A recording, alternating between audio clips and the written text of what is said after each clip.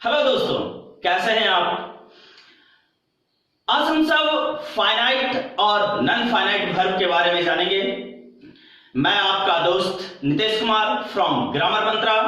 तो चलिए शुरू करते हैं। हम लोगों के सामने जो पहला प्रश्न है वह है फाइनाइट वर्ब क्या है। फाइनाइट वर्ब किसे कहते हैं?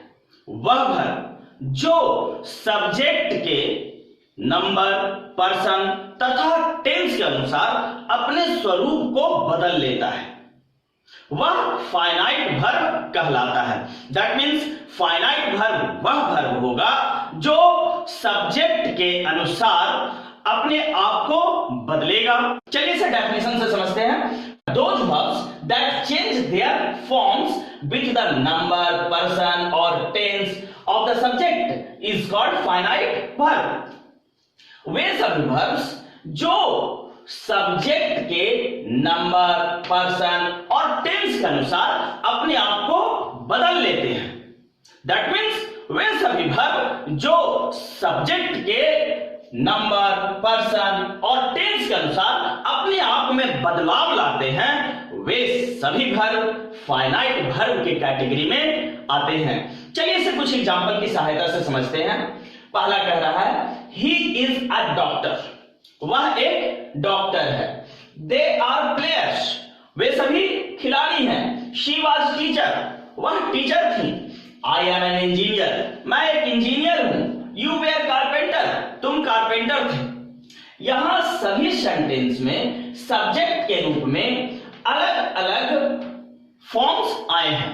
पहला में जो आपका सब्जेक्ट है वह ही है, जो कि थर्ड पर्सन का सिंगुलर नंबर है, और यहां थर्ड पर्सन के सिंगुलर नंबर के साथ जो वर्ब प्रयोग किया गया वह इज है।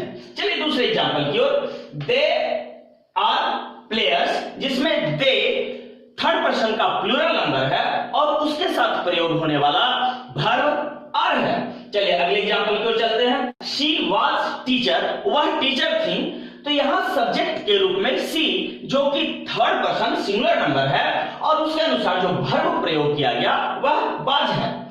आई एम एन इंजीनियर, मैं एक इंजीनियर हूं। तो यहां सब्जेक्ट के रूप में आई आया है, और आई जो कि फर्स्ट पर्सन का सिंगुलर नंबर है, तो उसके अनुसार जो आपका वर्ब प्रयोग किया गया वह एम है।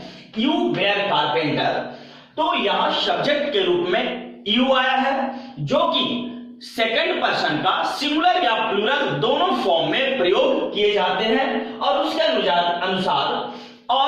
अनुसार जो वर्ब प्रयोग हुआ वह यहां बेयर है। तो यहां हम पाते हैं कि जब सब्जेक्ट चेंज होता है और सब्जेक्ट का नंबर तथा पर्सन अलग अलग होते हैं, तो उसके अनुसार प्रयोग होने वाले वर्ब भी अलग अलग होते हैं।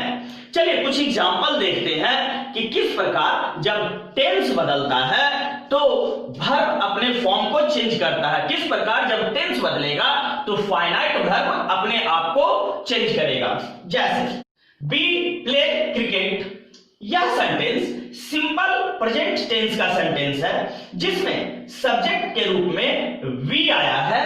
बी फर्स्ट पर्सन का प्लूरल नंबर है, जिसके अनुसार जो वर्ब प्रयोग किए गए वह प्ले, जो कि वर्ब का फर्स्ट फॉर्म V1 है। चलिए अगले सेंटेंस की ओर चलते हैं। ही प्लेज क्रिकेट, वह क्रिकेट खेलता है। स्पष्ट है यह भी सेंटेंस सिंपल प्रेजेंट टेंस से ही संबंधित है, लेकिन जब सब्जेक्ट चेंज हुआ, यहां सब्जेक्ट ही आया है, जो कि थर्ड पर्सन का सिंगुलर नंबर है, तो उसके अनुसार जो वर्ब का प्रयोग किया गया वह प्लेज है, जो कि वर्ब का फिफ्थ फॉर्म, पांचवा फॉर्म है, V5 है।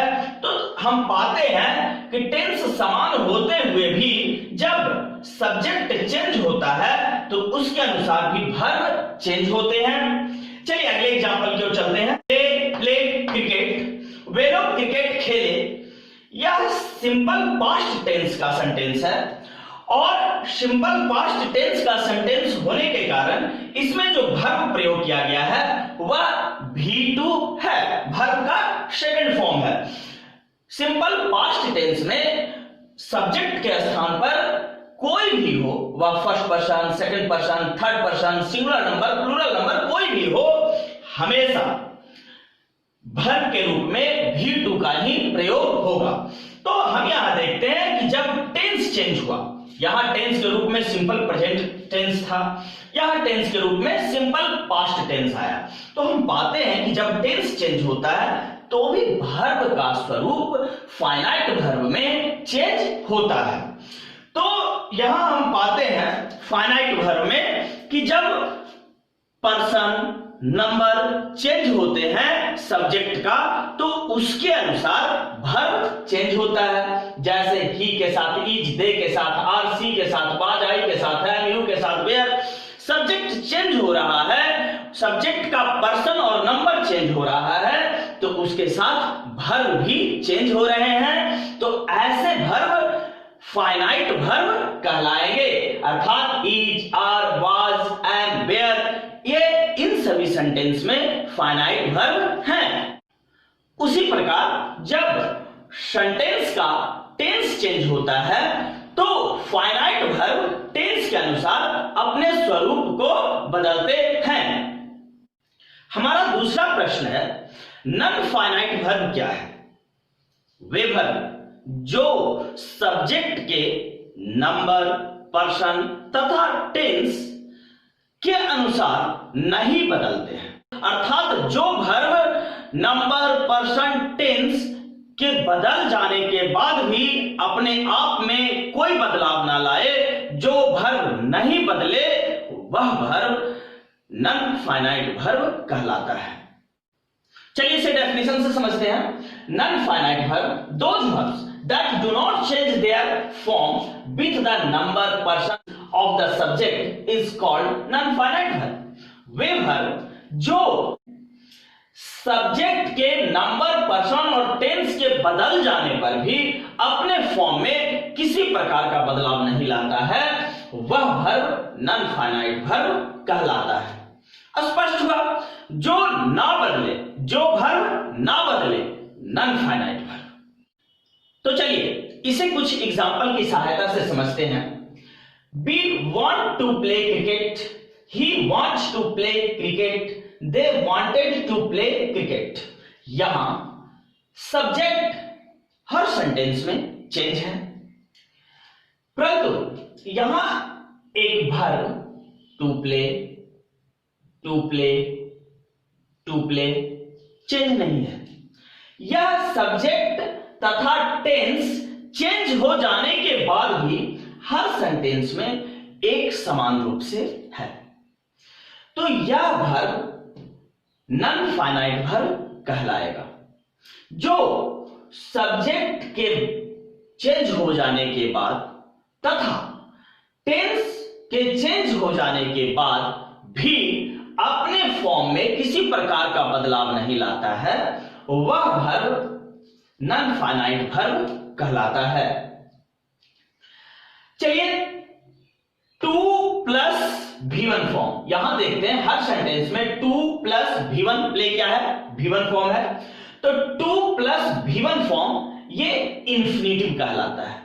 जब वर्ब के फर्स्ट फॉर्म के पहले 2 का प्रयोग किया जाए तो वह इंफिनिटिव कहलाता है। इंफिनिटिव हमेशा 2 प्लस V1 फॉर्म में आता है। V1 दैट मींस वर्ब का बेस फॉर्म। चलिए इसे दूसरे एग्जांपल से समझते हैं। He likes reading, we like reading, they like reading। यहां सब्जेक्ट चेंज हो रहे हैं, टेंस के अनुसार ये वर्ब भी चेंज हो रहा है, जो कि फाइनाइट वर्ब कहलाएगा। लेकिन एक दूसरा वर्ब भी यहां प्रयोग किया गया, रीडिंग, रीडिंग, रीडिंग, जो कि सब्जेक्ट के नंबर, पर्सन के चेंज हो जाने पर भी तथा टेंस के बदल जाने के बाद भी अपने फॉर्म में किसी प्रकार का बदलाव नहीं लाता है। तो इस प्रकार के वर्ब नॉन फाइनाइट वर्ब कहलाते हैं। यहां ही लाइक्स रीडिंग, उसे पढ़ना पसंद है, तो यहां रीडिंग जो है एक नाउन के रूप में आया है। We like reading, they like reading. तो यहां जो रीडिंग है वह नाउन के रूप में प्रयोग किया गया है। तो जब V1 plus ing, read plus ing, यानी रीड क्या हुआ, V1 हुआ, तो V1 प्लस ing का जब प्रयोग किया जाए तो वह जेरेंड होता है। और कब, जब वह सेंटेंस में नाउन के रूप में प्रयोग हो। जब V1 प्लस ing वर्ब का base form plus ing noun के रूप में सेंटेंस में आते हैं तो वह जेरेंड कहलाता है। जेरेंड सब्जेक्ट तथा ऑब्जेक्ट दोनों स्थानों पर नाउन के रूप में प्रयोग किए जाते हैं। चलिए तीसरे एग्जांपल की ओर चलते हैं। She likes flying kite, I like flying kite, they like flying kite. यहां सी, आई तथा दे डिफरेंट सब्जेक्ट हैं जिनका नंबर तथा पर्सन अलग अलग है, जिसके अनुसार लाइक्स, लाइक, लाइक जो कि फाइनाइट वर्ब हैं अपने स्वरूप को चेंज कर रहे हैं। लेकिन एक दूसरा वर्ब भी यहां प्रयोग किया गया है, फ्लाइंग, फ्लाइंग, फ्लाइंग, जो कि सब्जेक्ट के बदलने के बावजूद भी तथा टेंस के बदल जाने पर भी अपने फॉर्म को नहीं बदलता है। तो इस प्रकार का वर्ब जो सब्जेक्ट के बदल जाने पर, टेंस के बदल जाने पर भी अपने फॉर्म को बरकरार रखे, नहीं बदले, वह वर्ब नॉन फाइनाइट वर्ब कहलाता है। तो यहां फ्लाइंग नॉन फाइनाइट वर्ब है। सी लाइक्स फ्लाइंग काइट, यहां फ्लाइंग जो कि काइट नाउन के पहले आया है और यह नाउन की विशेषता को बतला रहा है। कैसी पतंग, तो उड़ती पतंग, है ना। फ्लाइंग काइट, कैसी पतंग, तो उड़ती पतंग। तो फ्लाइंग यहां क्या होगा, एडजेक्टिव होगा। तो नाउन के पहले आकर जो नाउन की विशेषता को बतलाए वह क्या होता है, एडजेक्टिव होता है। तो फ्लाइंग काइट, उड़ती पतंग, तो उड़ती यहां क्या होगा, एडजेक्टिव होगा। और जब V1 plus ing form noun के पहले आकर एडजेक्टिव के जैसा व्यवहार करे तो वह पार्टिसिपल कहलाता है।